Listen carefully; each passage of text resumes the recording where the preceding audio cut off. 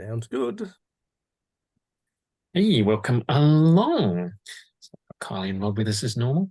So I was reading recently Faith in Children, which is backwards on my screen, but it's on your screen. Woohoo, it's right. That's right, is Yeah. it? Yeah, good for Oh, us to read. good for you to read. Awesome. Excellent. I've just got to read it backwards, and that's right. And one of the things they talked about was spiritual styles, which was put together by David Csinos, who was coming to Australia to be part of the Intergenerate Conference, but apparently family issues can't come. So we'll be Zooming in or streaming in or something. But he wrote a book called Children's Ministry That Fits. So moving beyond a one size fits all type model. And he suggests that there are 4 different styles that people might have when they worship. Obviously, he was thinking of kids, but it applies to adults as well, as we always say. So I might just read through them, then I'll show you a little bit on a web page for you, and you can think about if you agree. You might think about which one you might be, whatever. So the first one is the word style. So those that favour a word style, they find word and accuracy are more important than aesthetics.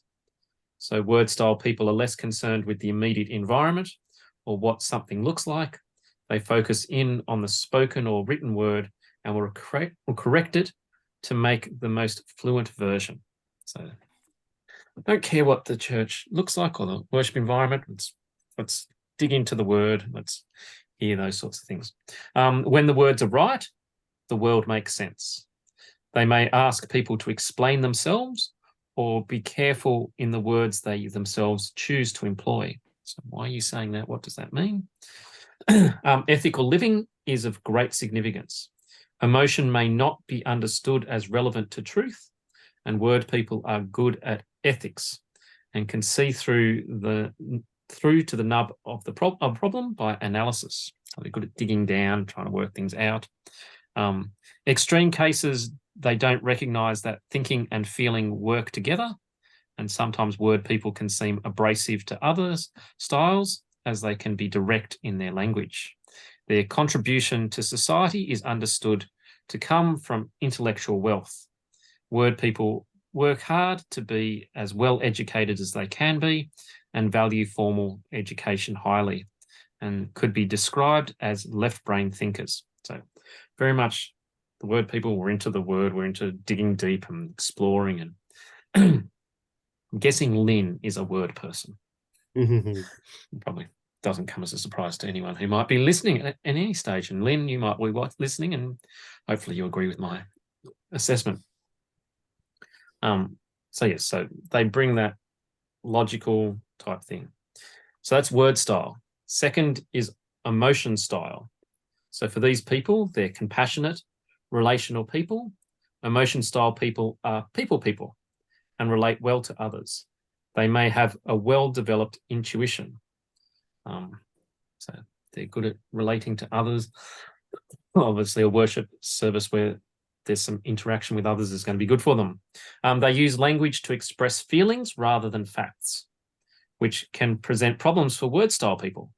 Their vocabulary may be used in a very different manner, expecting others to intuit their full meaning as well as the spoken meaning. So, hey, we're talking about these things, but they're thinking about feelings and how we're doing, and the fact people are going, no, we just want to get the facts. Who cares about what they're thinking and all those sorts of things. They're often charismatic leaders. Emotion people may refuse to be accountable for the hold they have on their peers, and emotion people don't always recognize how powerful they are as people, assuming that everyone could be that powerful too, if they actually consider this. In our context, emotion style children may have a close set of friends over whom they unconsciously wield enormous influence. So just out of their people personness, their emotion type thing, they can be that charismatic people that leads others, and they're not necessarily thinking, oh, I'm leading others. I'm doing these great things, everyone following. It's just, well, everyone's doing that, aren't they? But we all know that there are those charismatic leaders and there's others of us that aren't. And decisions may be made following hunches and thus steering a group towards possible harm. Emotion people aren't usually as thorough or systematic in their decision-making as word people, so they may jump rather than consider. So, hey, let's just try this out. Let's go. They will often clash with word, and this is not deliberate, but a reflection that the two styles think in a very different way, and so can find that their language is causing the problem, not the motivation behind the words. They can feel insecure if in a group which is predominantly word, and they could be described as right brain thinkers. So they're into the feelings, they're into the emotion, and when they're speaking, they're thinking the emotion stuff, which is that challenge. Sometimes we can have a conversation with another person and one's thinking the word, one's thinking the emotion, and so they're just not getting why they're not understanding each other. And it's because they're looking at it from a different angle. I'm trying to think, there was it wasn't emotion and word, but there was a time. Oh, that's right. No, I was just thinking of a time when, you're having a conversation and you're both having the thing. Was me and Rod at the combined service where we talked about Boys Brigade. And I had in my head, we started at 9, it's now 10, and Rod's like, oh, it's just on 10. We've only got this to go. How long have I got? And I'm thinking he's saying, hey, we're already at 10, we need to stop. And he's thinking, oh, we started at 9:30, we've got till 10:30, I've got heaps of time. So we're having two completely different conversations. Yep. So that's an example of, obviously not the emotion and the word, but that's how you can see two people can be having in the same conversation, they're using the same words, but they're saying something completely different. The third group of people are the symbol style. That's symbol as in image icon, not symbol as in clash. S not That's C. what I was thinking. S not C. Yeah. But you could have said that too. Would have been easier for me to say that, really, wouldn't it? But Put a bit of emotion into it, Richard, you would have been right. That's right. Yes. A symbol type person withdraws from trying to express outwardly what is perceived inwardly. Symbol people may not want to join in with debate, but listen and observe. So, we all can think of those people in a small group or a worship service that might not speak. It might not be that they don't, maybe they don't want to speak, but it's that sense of this is my role, and this is who I am. I don't necessarily jump in and share. It's processing stuff on the inside. For them, life is a mystery and more felt than spoken. And this means symbol people find liturgy too wordy and may prefer to be silent, taking in stillness and pausing while others may want to move on. So I can think of a few ministers I've seen over the years that sort of, let's pray, and there's this pause and you're thinking, are you going to start? And there maybe they're symbol people saying, I'm going to leave a moment to be quiet. And we're all going, come on. Start. Their spirituality combines emotion, symbol, solitude, ritual, and the music of the spheres. They may have a strong attraction to less well-defined church traditions or to those that have a high aesthetic, such as Orthodox or Roman Catholic. So they might get into, the deeper mysteries, meditations, maybe smells and bells type stuff. They aim to form a connection with the world that doesn't need to be expressed through words. Symbol people may live in quiet and isolation, and symbol people love to be outside in nature. And they'll often experience awe and wonder, stopping to gaze at the sky or their environment.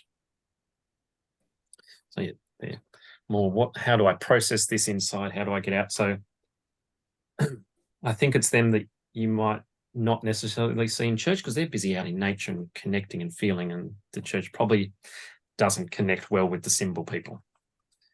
And then the fourth one is action style.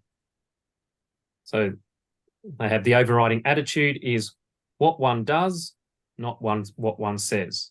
And thus value is given to others through what they actually give to the world. and action people can be very perceptive in seeing through posturing by others. So it's, are you living this out? Are you actually doing what you're talking about? They have a strong desire for justice, acting for world-changing conditions, and action people work to change life for the better whenever they can, and this may significantly affect their choices. They might be single-minded, passionate, observant, and impatient for change, and action people can be direct and may become frustrated when other people can't understand or come alongside them in their impatience for change.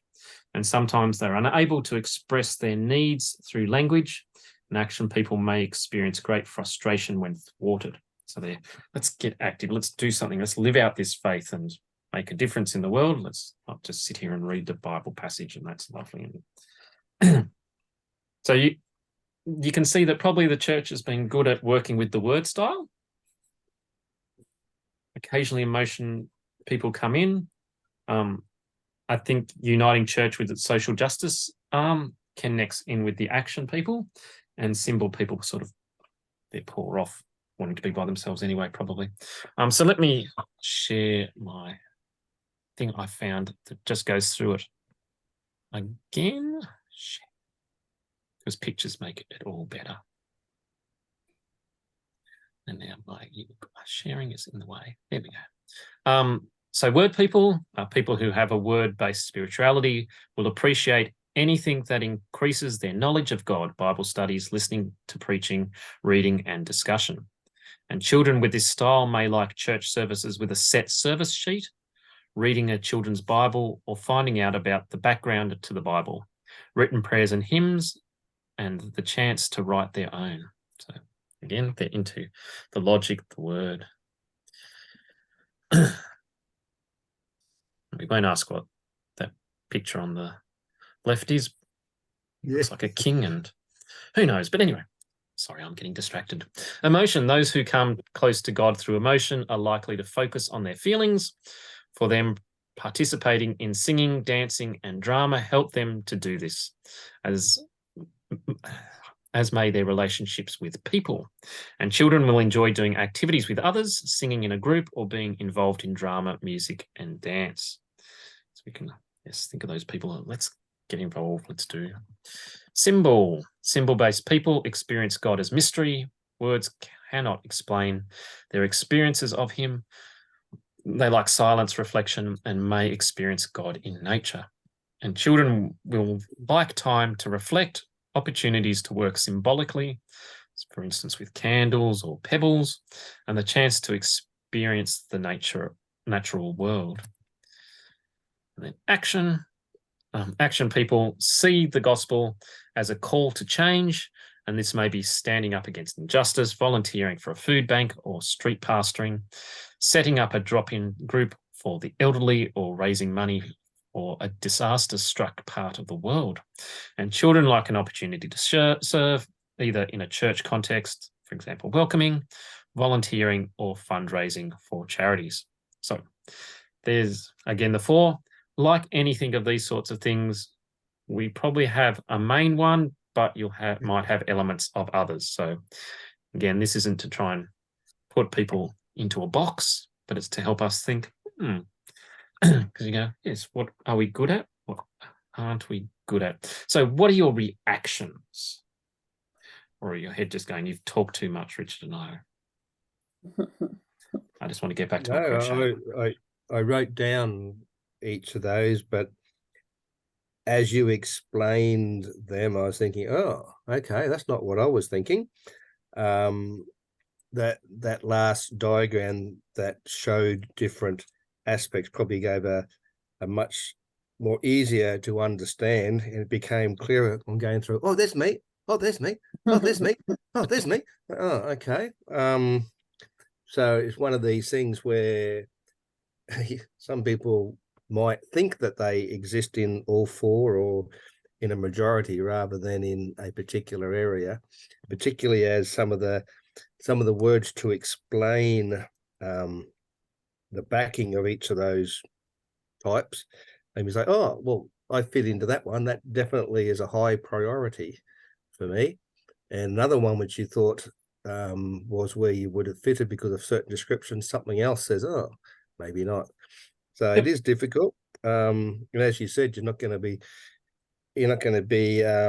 maybe welcoming at the door and trying to direct the wordy people to the left and the emotional people to the right, because I'm sure you'll get it wrong. Yep.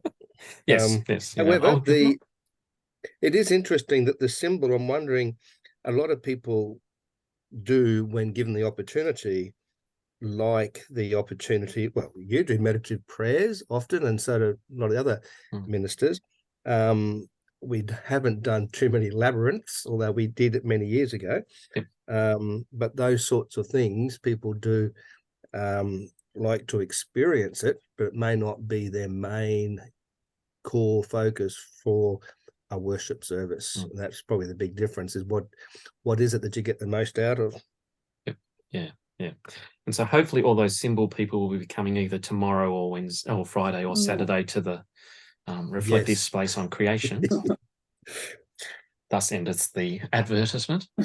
There we go. Good. It's that encouragement for us to think about how do we do that. Like, I know it was interesting. I think it was the Jaffa service, I can't remember, about prayers of the people, and I used pictures and just said, let's pray for, the floods in Italy, and had a picture and pray for this. And one of the adults in the church afterwards said they found that really helpful, and they connected with that prayer much more than others. So yes, how do we include those? Maybe he's a simple person, I don't know, but yeah, how do we do these different things? Which is why I think I've said it to you before, but it's that encouragement for us as leaders of how do I do things that don't necessarily suit me because they might suit others. So sometimes we have to push ourselves out of the comfort zone to go, okay, this service sounds like rubbish, but other people in this room are going to think it's the best service ever. So any reflections, Kylie? I also think it's you do what you've always done. Yep. So majority of when we were growing up, church was always word, word, word. Until you actually experience, like when I got in the Uniting Church, I started experiencing the symbol type stuff. And I was like, oh, hang on, now I've experienced it. That is sort of okay. Yep. On a day I wake up in a good mood. Other days, if it's I find the word one is great when you turn up to church at an 8:30 service tired, because all you need to do is listen. All the others, you've actually got to get up and move and be participating. So word is great when you're tired, although you zone out then. But I think, we, as you were saying, you as ministers have to give people the opportunity, but we've also got to take that step out and not go, I'm not going to do this. This is not what I'm used to. This is not what I've always done. Yep. Because we may actually find out that we do like it and it does work for us. Yep. Yeah, that's a really good point. That, often we see church is this thing that we've always done. It's particularly that challenge of, people who grew up in a church and have always been in that same church sort of thing. There are people at Tarragindi, Mount Gravatt, I'm sure Holland Park and Yonga who've been there forever sort of thing. And so how do you experience other places and other ways of doing things?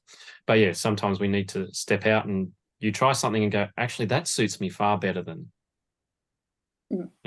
what we've always had sort of thing. So yes, but is that challenge? And definitely, like Kylie, of course, growing up and me growing up in the Baptist church, it's very word. Now, any sort of going into symbolism, that's far too Catholic, and we don't do that sort of thing. You wouldn't light a candle. I remember in my church growing up, we had to have a congregational meeting to decide whether we were putting a cross up or some banners and whether that was allowable. And I know there's definitely been Baptist churches where we have to have a congregational meeting to decide, would we put a cross at the front of the church? It's a symbol. Do we have symbols in there? So yes, Baptist churches are wonderful for word people. Probably not terribly good for anybody else. Definitely not symbol people.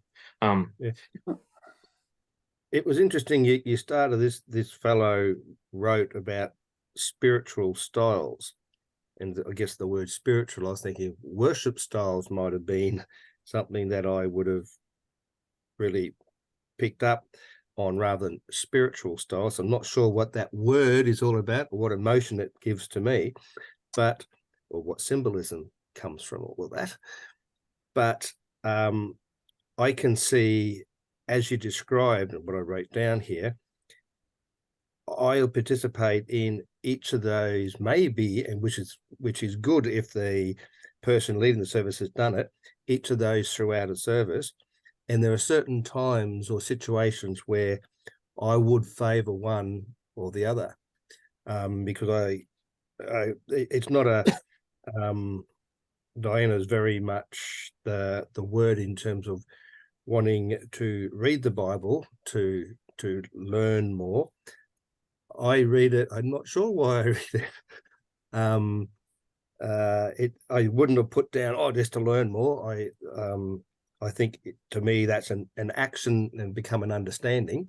The emotion I couldn't relate to, and yet the words you were throwing at me were very much things in there that certain times of the service, certain times of certain types of services, I'll very much relate to those.